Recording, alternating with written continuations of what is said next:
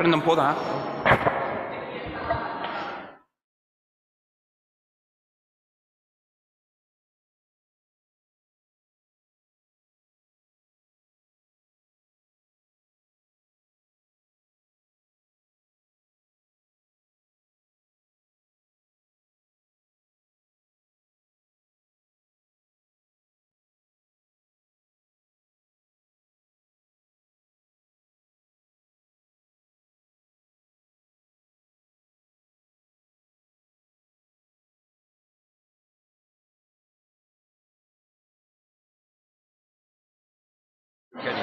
Va bene.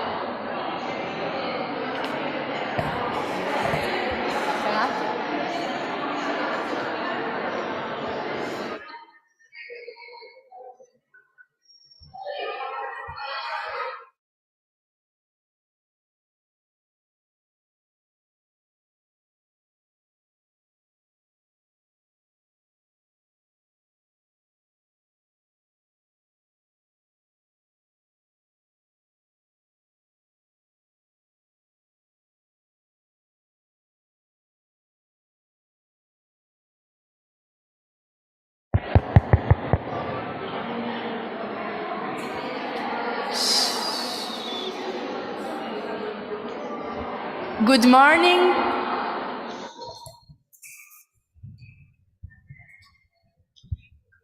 Good morning, everyone, and welcome to the last day of the Diplomacy Festival. This morning, we have the honor of having with us Michael Dresser, Associate Professor of Political Science at the John Cabot University. He's going to talk about the religious engagement and the foreign policy. Thank you very much for being here. I'll let the floor to Michael Dresser.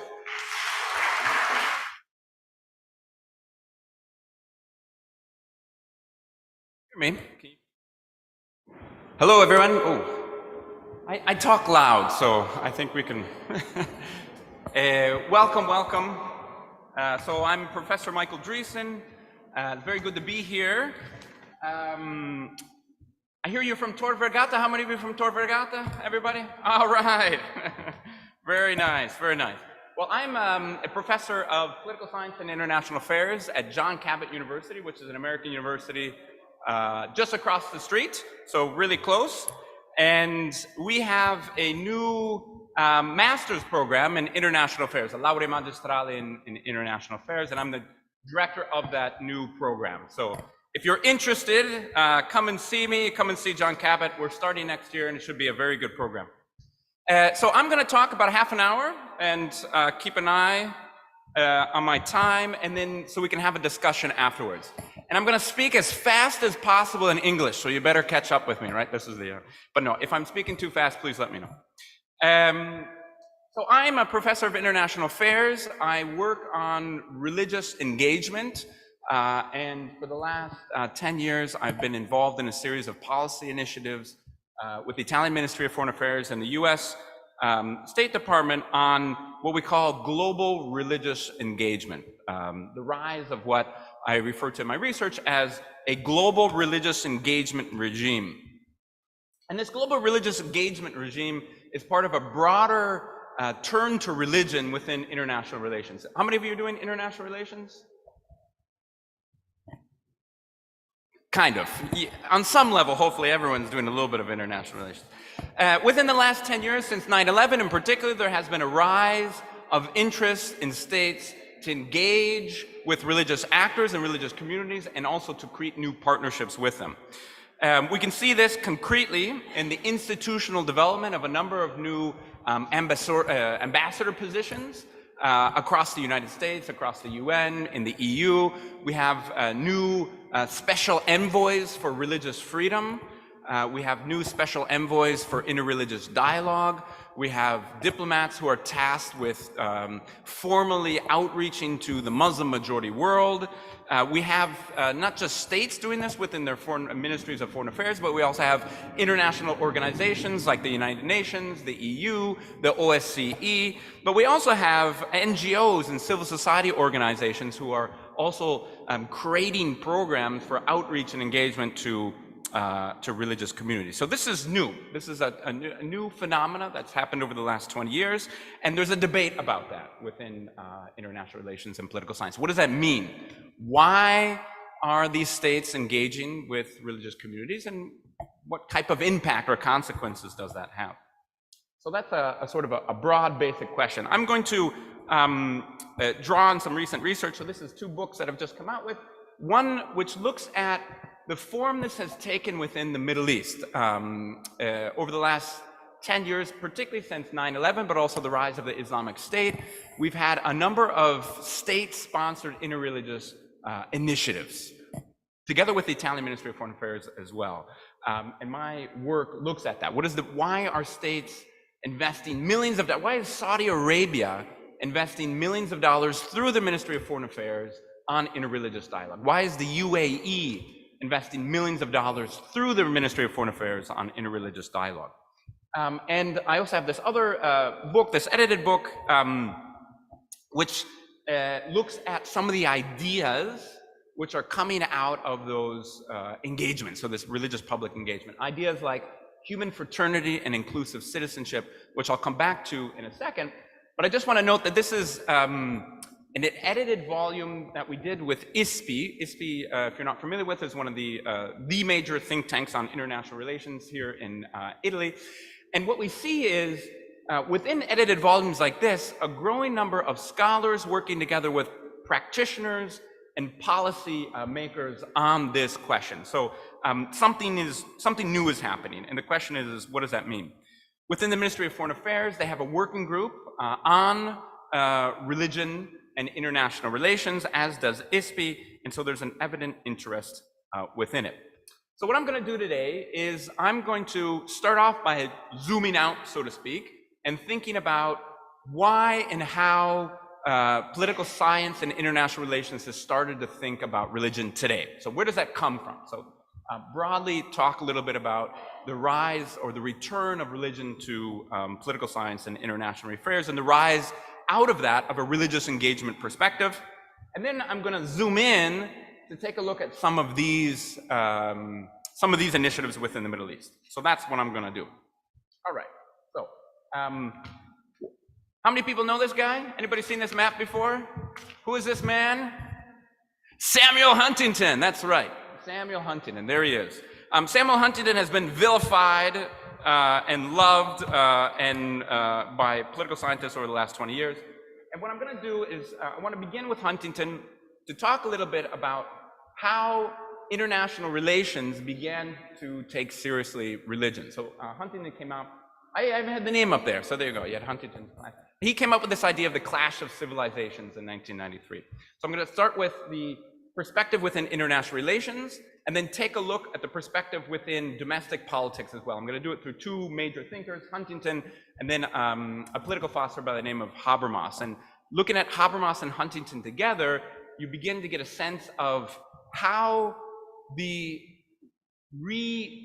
taking of interest within religion and international relations is closely connected to crises of liberalism. Crises of liberalism, both at the international level of politics and at the domestic level of politics. And Huntington helps us to get at that at the international level of politics. So Huntington wrote this famous article in 1993 called The Clash of Civilizations, and then he came out with a book in 1996 called The Clash of Civilizations and the Remaking of World Order. His book remains the most cited book in political science today. That's pretty impressive. Something like 50,000 citations. And he was writing, in many ways, in direct response to another political scientist by the name of Francis Fukuyama. How many of you have read Fukuyama's The End of History and The Last Man? Everybody, how many's read it? Okay, a couple. At the end of the Cold War in 1989 and 1990, the predominant paradigm that was governing international relations and political science was an idea of liberal triumph. And along with liberal triumph came an idea of secularization, that somehow the triumph of liberalism over the communism in the Cold War, the triumph of modernization, globalization, all those things went together with some sort of secular liberal perspective. And if you look at political science in the 1990s, but if you go back from 1960s all the way through the 1990s, basically no one wrote about religion. Most political scientists for 50 years thought religion was not important. Fukuyama famously, in 1989, when he wrote The Last Man, The End of History and The Last Man, he said, theology is not important. It doesn't matter anymore. He famously said, it's not going to matter. We've solved that problem. It no longer holds as a paradigm or motivator of global politics. So Huntington responded to that by saying, that's wrong.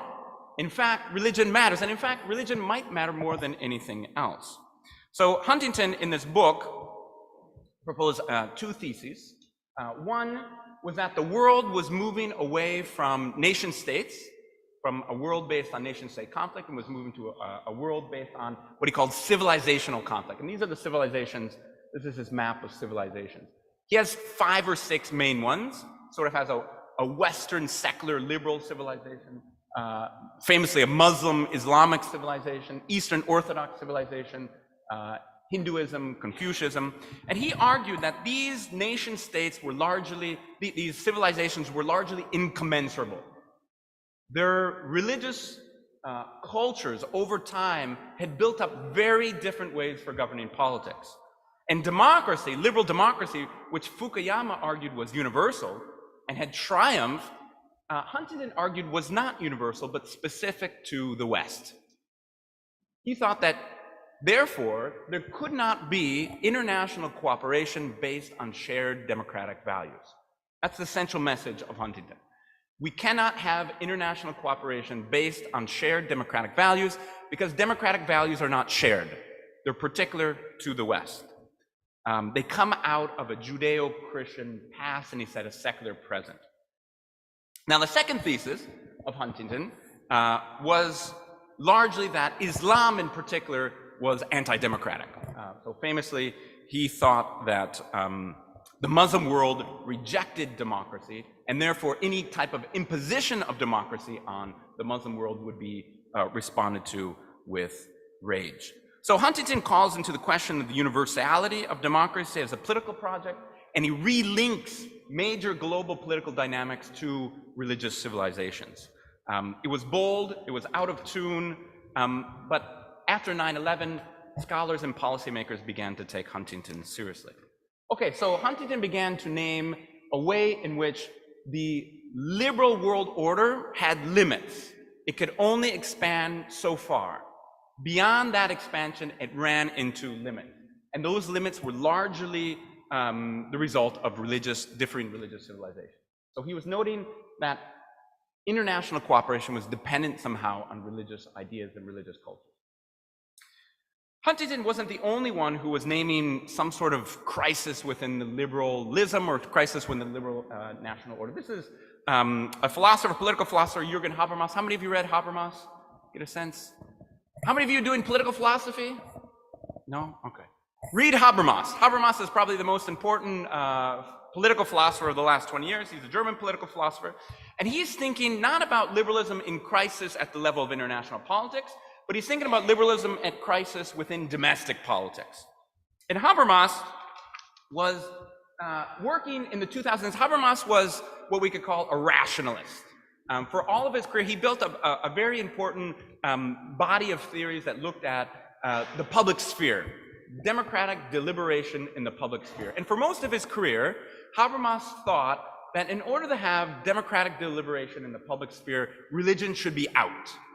He was very much, he bought into what we might call the secularization paradigm. He thought very much that religion should not intervene in the public sphere for good, for legitimate consensus democratic decision making. But in the early 2000s, he began to reformulate that position in a very dramatic way. And he was thinking and worried about what he saw as a crisis of solidarity within European society in the early 2000s. He was especially worried about young students and their attachments to the EU. He feared that youth within Europe did not have strong motivations to participate in European Union decision-making. but also within their own national democratic decision-making. He was worried about a decline in political civic culture, you could speak. This is a way which Putnam might put it, but a decline in social motivation and attachment to democratic values and democratic solidarity across Europe and the United States. And he worried that that had a lot to do with liberalism itself.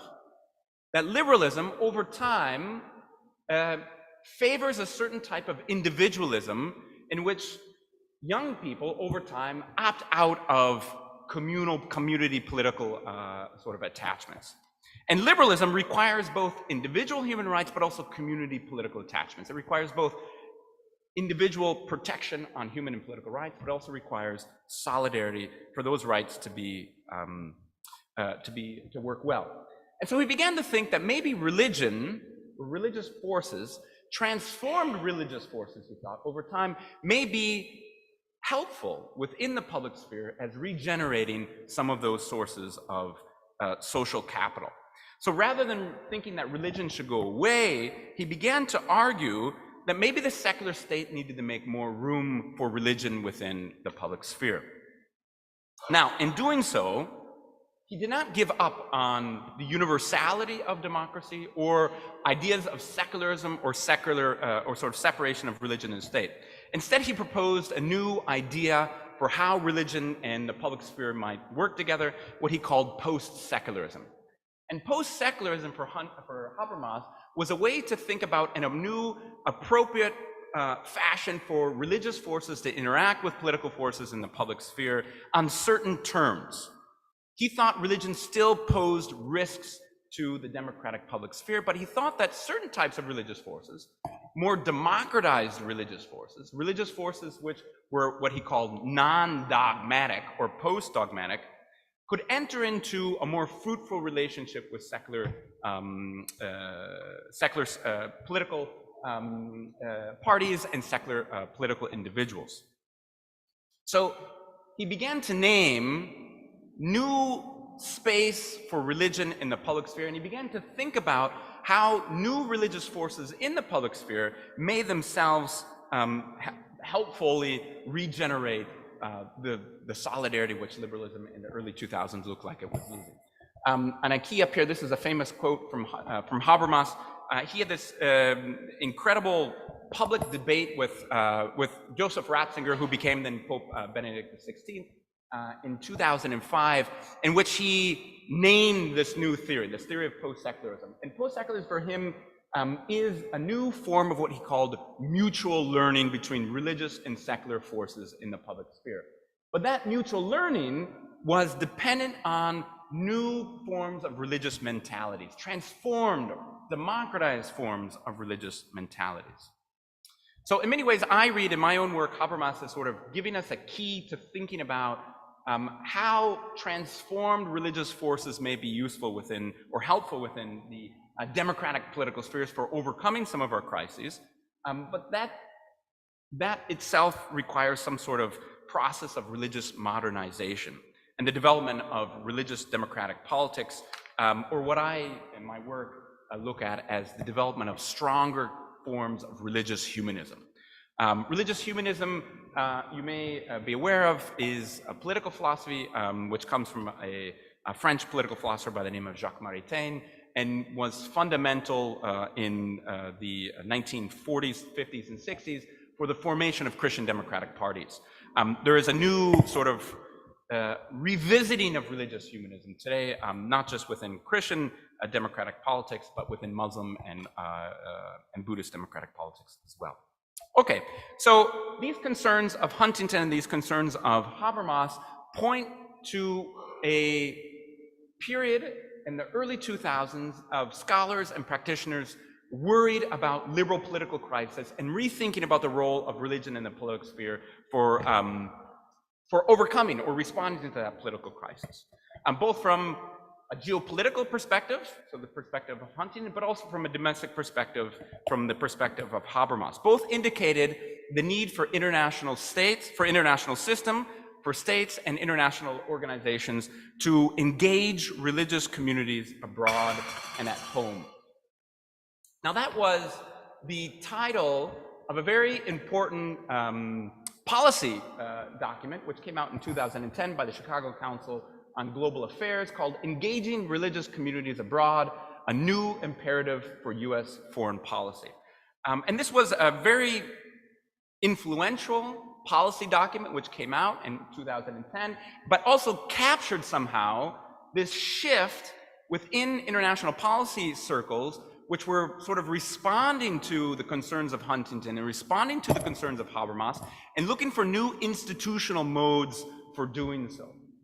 So this is some quotes from that report. It had a series of recommendations for how states and the international system might engage religious organizations better.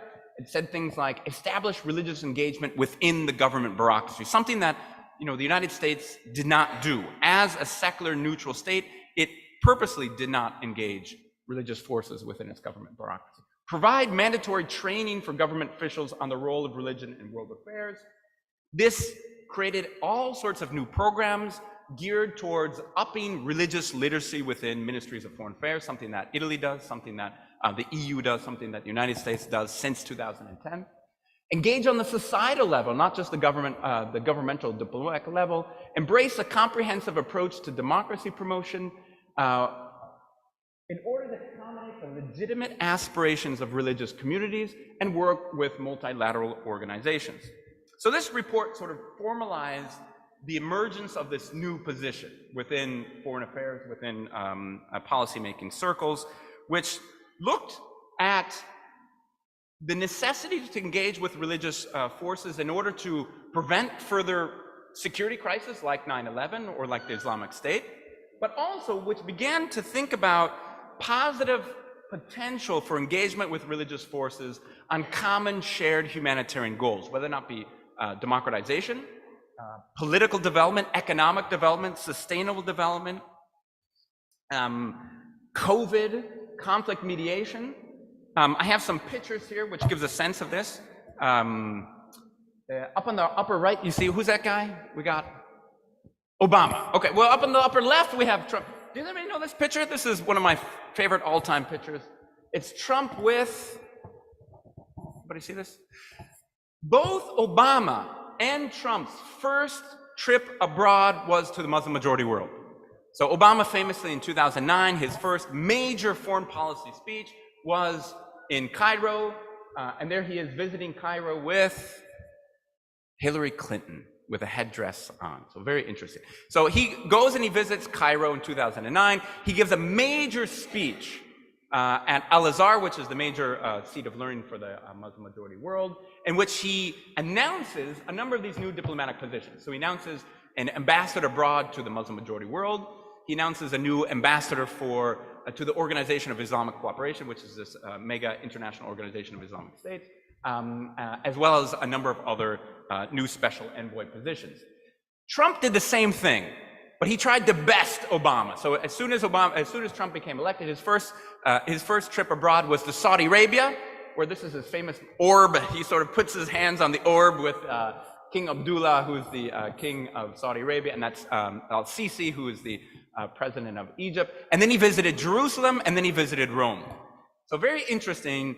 Both Obama and Trump, their first major foreign policy initiatives were religious in aspect. But it also saw the development of all sorts of new international system, organization, religious interaction. So on the bottom left, does anybody know, we see Pope Francis, we know him, hopefully. Anybody know who the other guy is in that picture with Pope Francis? Anybody recognize him? What's that? What's that? Blinken, no. This is Jeffrey Sachs. Jeffrey Sachs is a major player in the World Bank. You're familiar with the Sustainable Development Goals?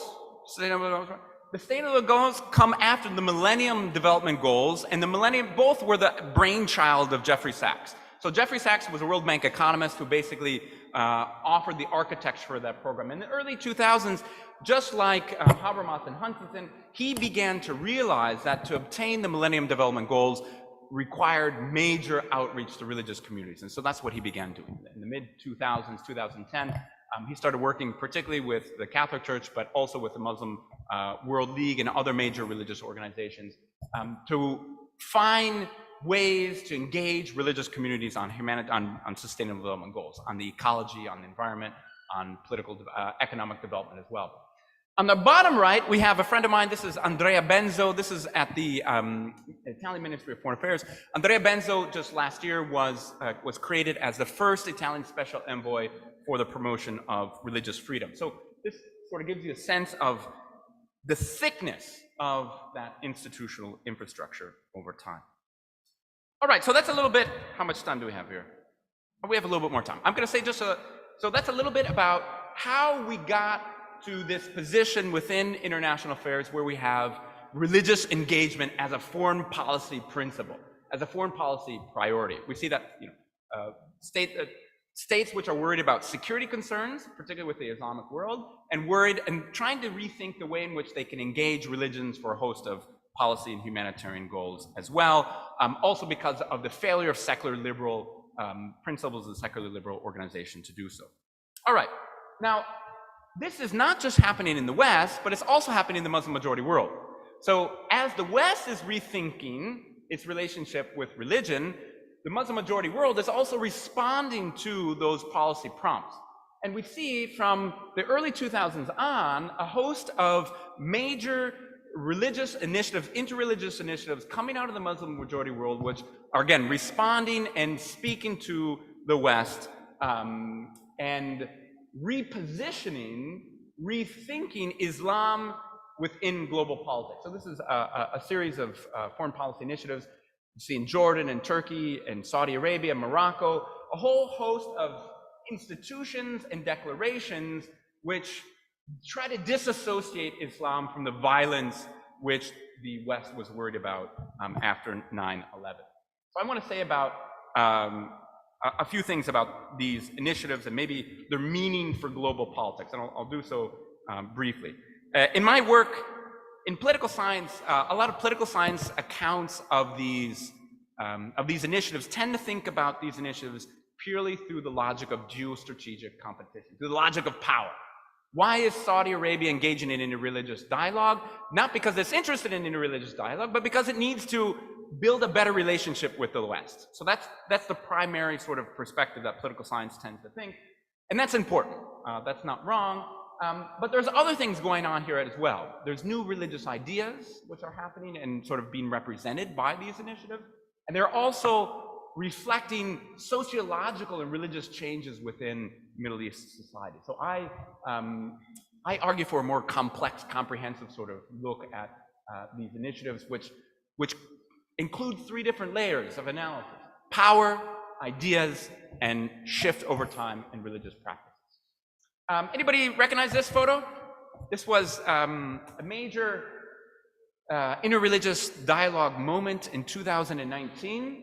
2019, Pope Francis, who's in the middle, signed this Abu Dhabi Human Fraternity document with, on our right, Sheikh Abd al-Tayyib, who is the head imam of Al-Azhar. Al-Azhar is the sort of, it's not the Vatican of the Muslim world, Muslim majority world, but sometimes they present themselves as so. Now, that document did not just include Pope Francis and Sheikh Ahmed al-Tayyib, but it also included this other guy on the left. Anybody know who this guy is? He is Mohammed bin Zayed. He was the crown prince at that time. Now he is the president of the UAE. He is perhaps the most powerful person in the Middle East today. MBZ, as we know him. Now, in this document, in the Muslim majority world, many people focus not on the religious authority of the document, but the fact that Mohammed bin Zayed was hosting and promoting that document. So this gets us to just briefly say something about the politics of these types of interreligious initiatives.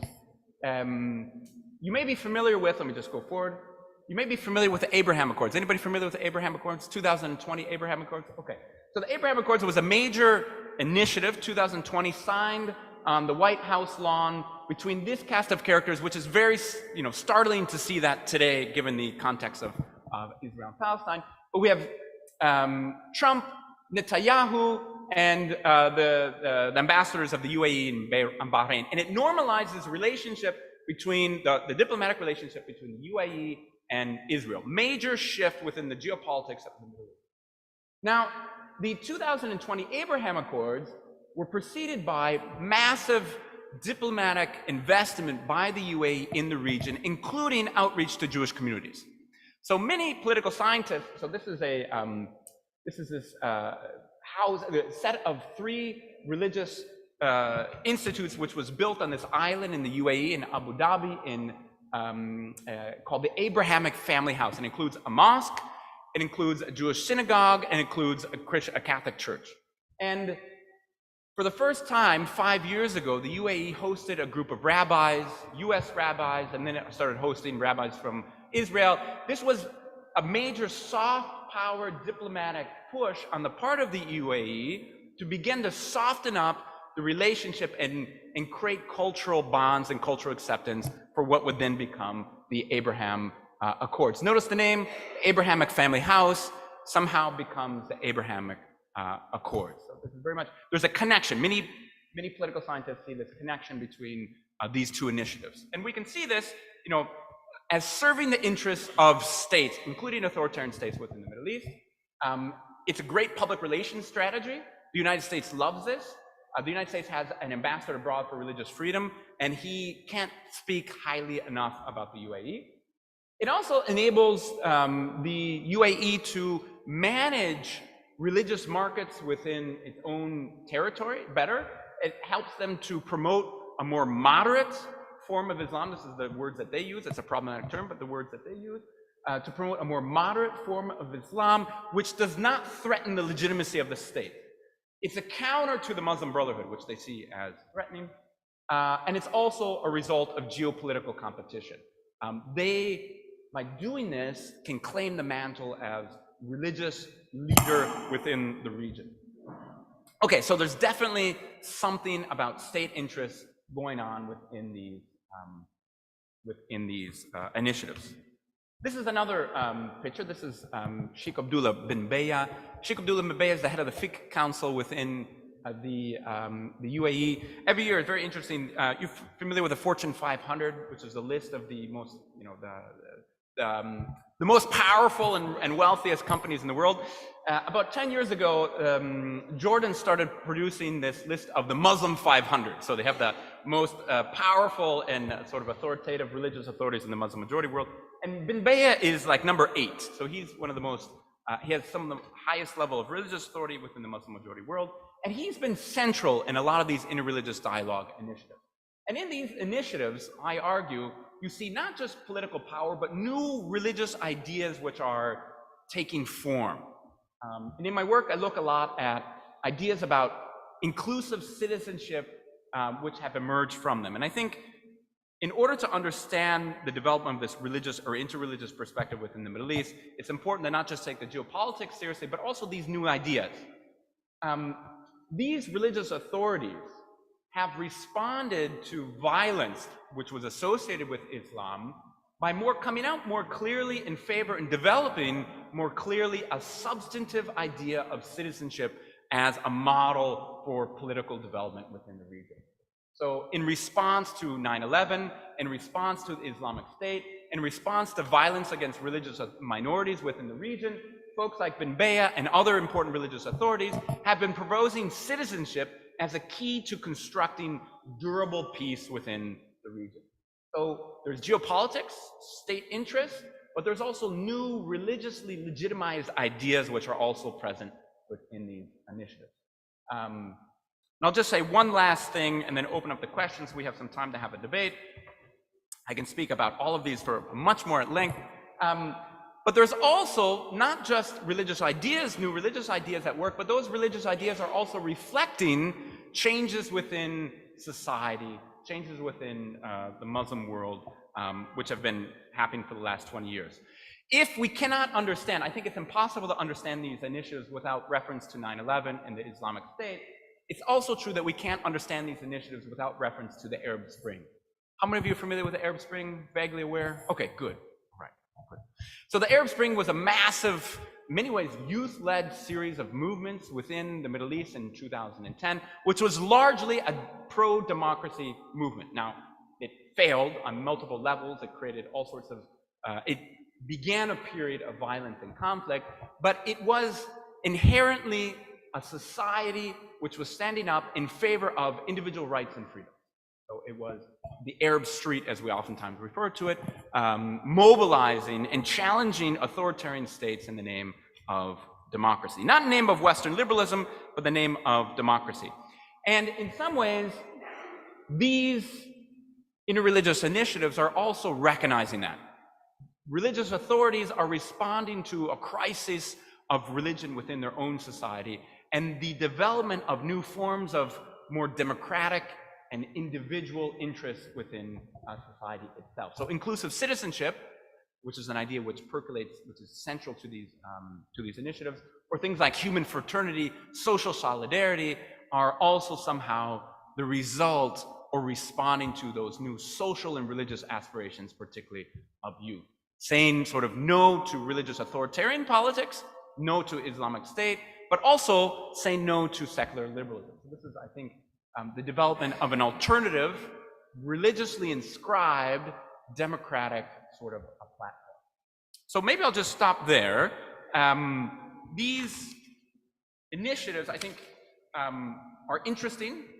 They're risky, they're vulnerable, they're complex, they have all sorts of multiple layers of meaning, but I hope at least I've convinced you that they're worthy of our attention as scholars and policymakers. So I'll stop there. And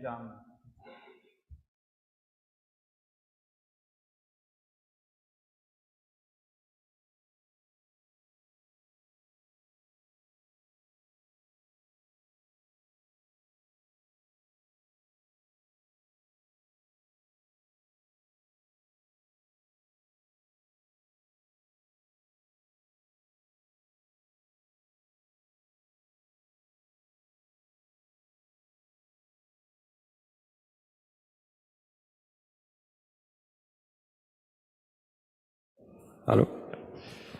Okay. Thank you for your speech. My name is Stanislas. I'm a GG2 student from a global governance student from Switzerland. And my question was, do you think China is taking over USA's influence in the Middle East? Because we could see, for example, I think it was in August, that Saudi Arabia and Iran started to reconciliate under China's influence. So what do you think about that? Thank you.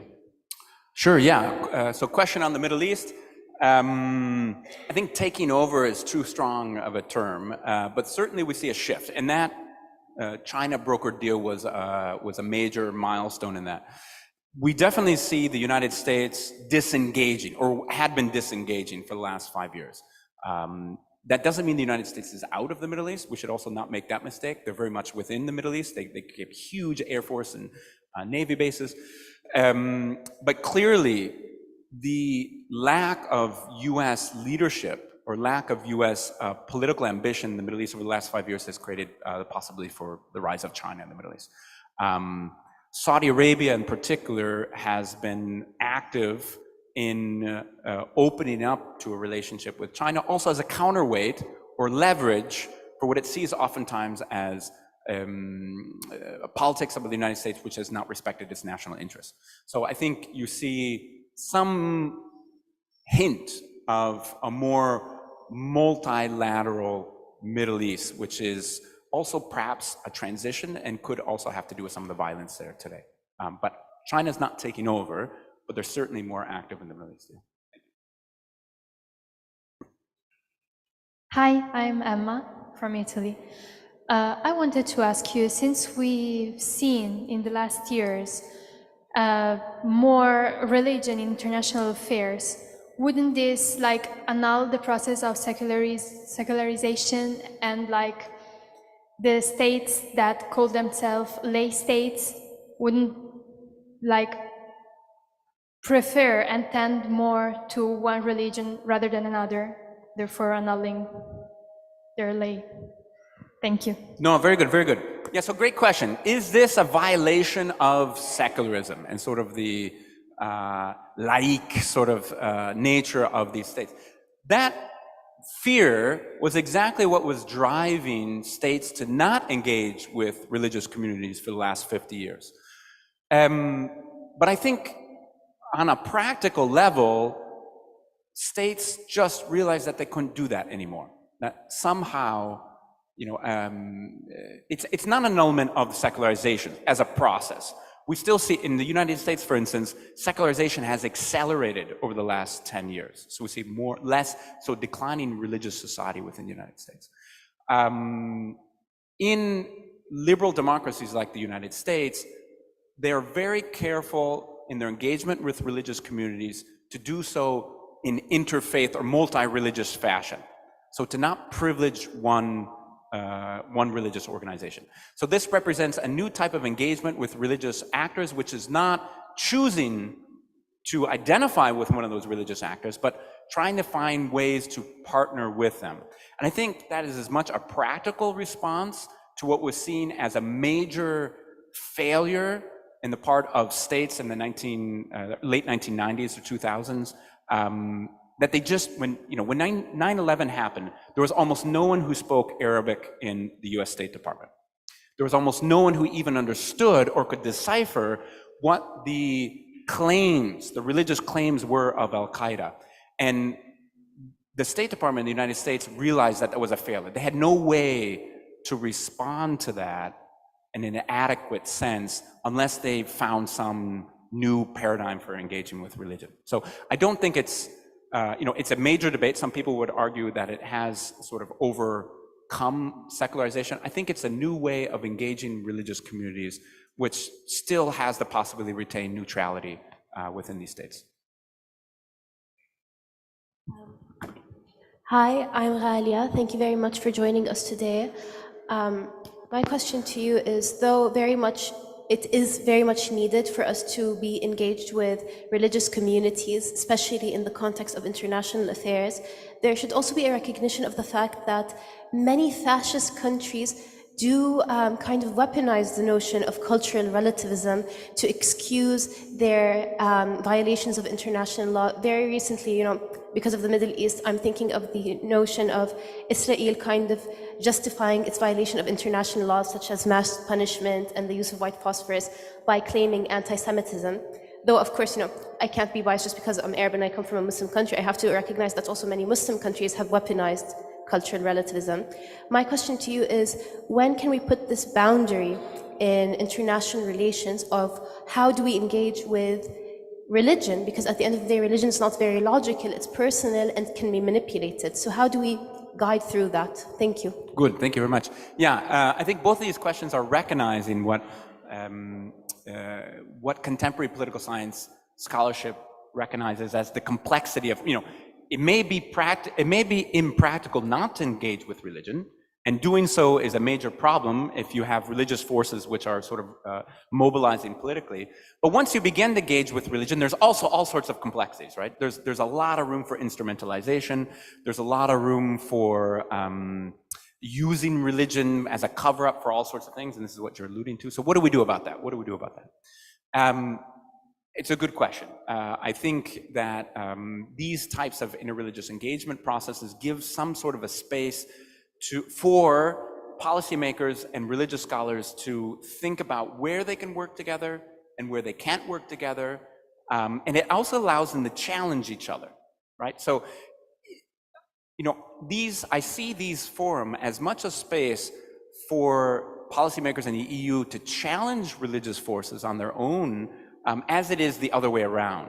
And the absence of that space, I think, is not necessarily better. I think religion is going to be instrumentalized anyway. So you might as well have a space where you can talk about it on some level, right?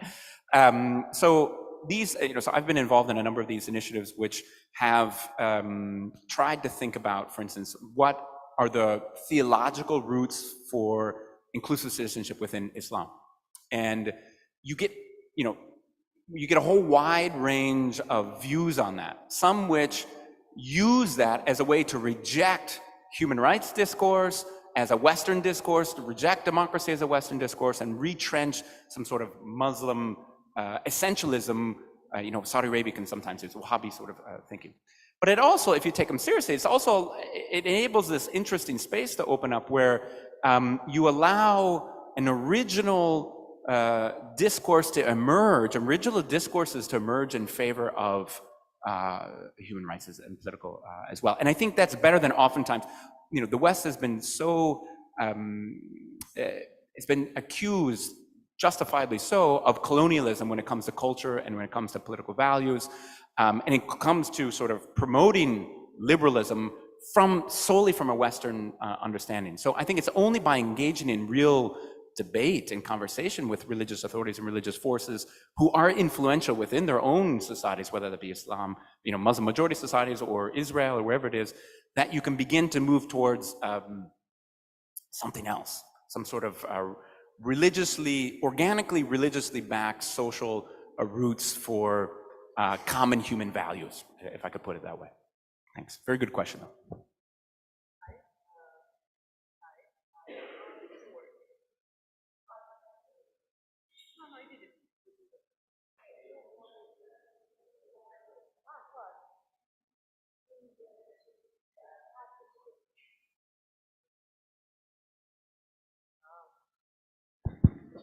Sorry. Hi, I'm Julia. I wanted to ask you if you could please dissect, after 9/11, we know that there was the whole global war on terror thing in Afghanistan and Iraq. And I wanted to ask you to please dissect the reasons that pushed the USA to adopt this kind of international politics. Was it exclusively fear? Because I know that there was a big part of the fear with the capital F kind of thing, but was it also using Islamophobia or the phobia of terrorism to justify other political aspirations? And in general, I would like to know this. Thank you. Sure, yeah, great question. So I see an evolution. It's been 20 years now since 9/11, and so we've seen different stages of it.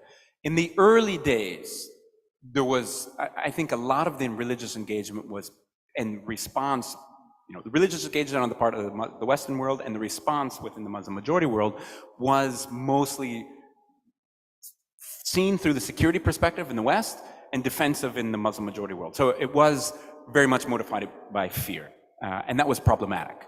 It ended up creating all sorts of securitization problems. It ended up boxing Islam. Huntington's, famous for this, boxing Islam into one big category. But then over time, that also opened up space for alternative discourses. And over time, you see, over 10 years, 15 years, the development of a different, more positive religious discourse where it's not simply defensive or simply worried about security, but it is reimagining the way in which religious forces within society contribute to development, political development, in a positive way. And so there's been this interesting shift that I think is worth taking care of, worth watching. Already very much in the beginning, George Bush, who did all sorts of horrendous things for geopolitics, he recognized, even within the early US discourse, they recognized that this was going to be rightly or wrongly, an ideological question as much as a security question. We have to win the war on ideas. That was already there. And that might have been motivated by all sorts of different things, but that focus on real substantive engagement on ideas has also been sort of moving this forward throughout the last 20 years. So there is a security perspective. There is a lot of fear that motivated. There was this need to do something, but at the same time, something else was happening. And I think we should pay attention to both. A first dissection. Hi, I'm Samuele. I'm a global governance student from Italy. My question is, in your opinion, could the rise of far-right parties in Europe and in the US, which often use religious symbols and religious concepts as a political arms, threaten secularism in Western societies? What was the last part? So the rise of the far right and the last second? Could it threaten the secularism in? Yeah, absolutely. I mean, so this phenomena. So we're looking at work within the Middle East, but one of the most interesting things in religion and politics in the last 10 years has been the rise of Christian nationalism, or religious nationalism as well.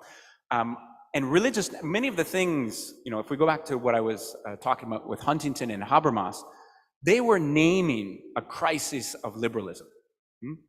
And you can respond to that crisis in different ways. Religious nationalism, the rise of a Christian right, is clearly responding to that crisis. So a lot of the things that I said about Habermas are the worry about social solidarity, the roots for community, a more communitarian aspect. The religious right has taken that and run with it, and they have claimed that the only way to regenerate national strength is by more clearly identifying with our religious past and our religious traditions. So Orban, for instance, has famously reappropriated Christian democracy as a political discourse, and in doing so, he claims that that's illiberal, or within political philosophy today, what we would call post-liberal. And post-liberalism, that kind of post-liberalism, which is associated with religious nationalism, is also decidedly threatening secularism, or sees secularism as a failed experiment. That's the way I would put it. I think that there's a different type of response that's possible, which also responds, I think, some of Habermas's fears, but doesn't go the religious nationalism route. This idea of religious humanism or multi-religious humanism, which opens up possibilities for mutual learning and mutual cooperation between religious and secular forces, I think is a very promising body of thought and experience that we should take seriously today. But good question, yeah. Hi, my name is Joe. I'm Italian and German, and I think this question is going to be a bit different than the others, and perhaps it's going to challenge some of the things that we've said so far. So I'm thinking in countries, especially in the Far East, like in China, in Mongolia, in Japan, and even arguably in South Korea, religion plays a much lesser important role in internal politics. But then when we look at Abrahamic religions, we see a much higher impact, right? This is obvious in the Middle East, where we have a majority of Muslims in most countries, but also in other places that should be secular, like, for example, the United States and even Italy. Even though there's been this rise of a-religious individuals, I would say that the impact of religion as a whole has actually increased in internal politics. For example, with Roe versus Wade and the justification behind higher limitation on abortion and abortion bans throughout the country. And I think, to me, this is particularly worrying in places like the States, where there's a lot of diversity in terms of religion. So I wonder, what do you think about this influence, and is it and especially the rise in influence, not just the presence of it, in countries overall, whether they are majority one religion or very multi-ethnic and multi-religious? What do you think? Yeah, no, good questions. We kind of have a world tour, so there's it's important. Religious development looks very different in different parts of the world, and I think that's part of your question. So religion is playing different roles in different places, and we should take we should take care to recognize those contexts. So here I was focusing on sort of global trends, but those national trends are important. Religion in China looks very different from religion in Europe, which is very different from religion in India. So let me say maybe two things. One is, it's true that we see secularization continuing as a process across different parts of the world. And some scholars think more, some scholars think less. Going back to this practical, we were talking about sort of practical politics and why foreign policy is engaging with religion. One sort of data point that we oftentimes focus on, and we need to break that data point down, but 8 in 10 people around the world still consider themselves religious or see religion as important in their life. So if 80% of the world still sees religion as important in their life, and we don't have the means to account for that within our political systems, then we may have trouble managing, governing and thinking. So that's one thing. Now, in the United States, let me just respond to the bit about the United States. In the United States, you see both happening at the same time. You're absolutely right. You see this, and in fact, many scholars think that that is a cause and effect. So you see the rise of the religious right, which is happening in the 1990s and 2000s. A peak could be George Bush, In response to the rise of the religious right in politics, so the politicization of the religious right in politics has also created the backlash. It's very, we can debate about what the numbers look like, but most scholars of sociology of religion within the United States think that the rise of what we call the nones, so within the, we have this rise of a-religious or non-institutionally religious people. So not necessarily atheism, but people who no longer identify institutionally with any one religious tradition. So the nones, the people who respond to surveys by saying, I'm none of the above. And that's particularly within the United States among youth. So we have almost 40% of youth in the American youth, the university level youth in the United States who identify as none, and they're entirely Democratic Party vote buyers. So we see this reaction to the rise of the religious right in the Republican Party by the rise of a secular left within the Democratic Party. And one lesson you can take away from that is if religion becomes politicized or in a partisanship way, inevitably it gets tagged to that partisanship, and the reaction is to reject that religious politicization. So you're right. I mean, that intuition is correct. Nevertheless, we still see, I think oftentimes, because we live in a place like Italy, or because we come from a place like the United States where we're familiar with secularization, oftentimes we forget just how religious the rest of the world is. If you go to Africa, if you go to Latin America, many argue even within China itself, as power shifts to the global south, as we move into a G20 world, that world is going to be more religious. And that means that our international politics will as well.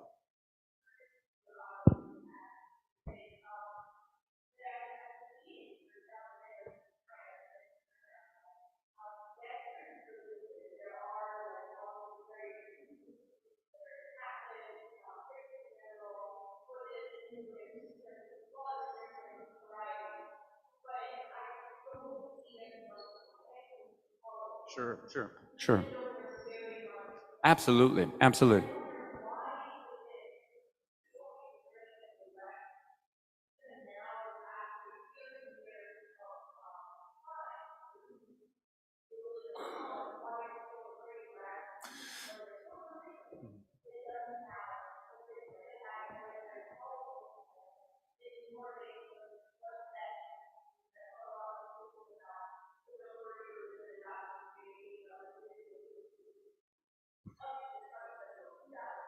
Sure.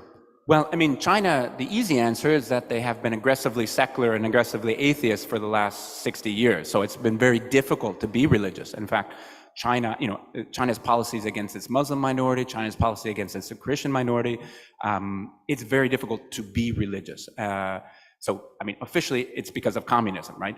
Now, there's a very interesting debate about sociologists of religion of how religious China remains. But its official foreign policy remains mostly secular, although it has adopted a more religious nationalism as it's progressed over the last 10 years.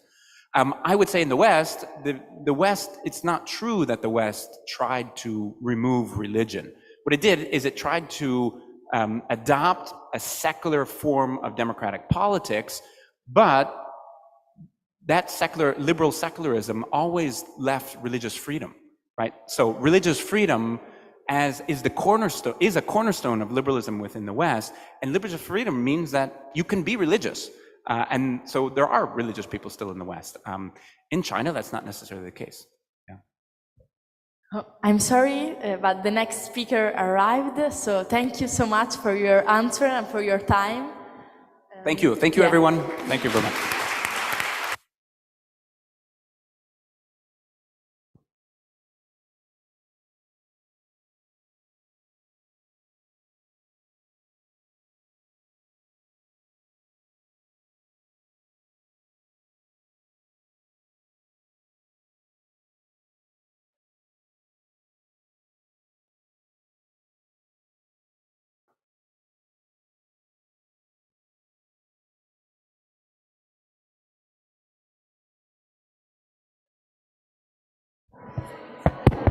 Excuse me, 5 minutes of relax, and then we'll have a special a special friend that comes to explain to you the Rome bid for 2030 in Tor Vergata.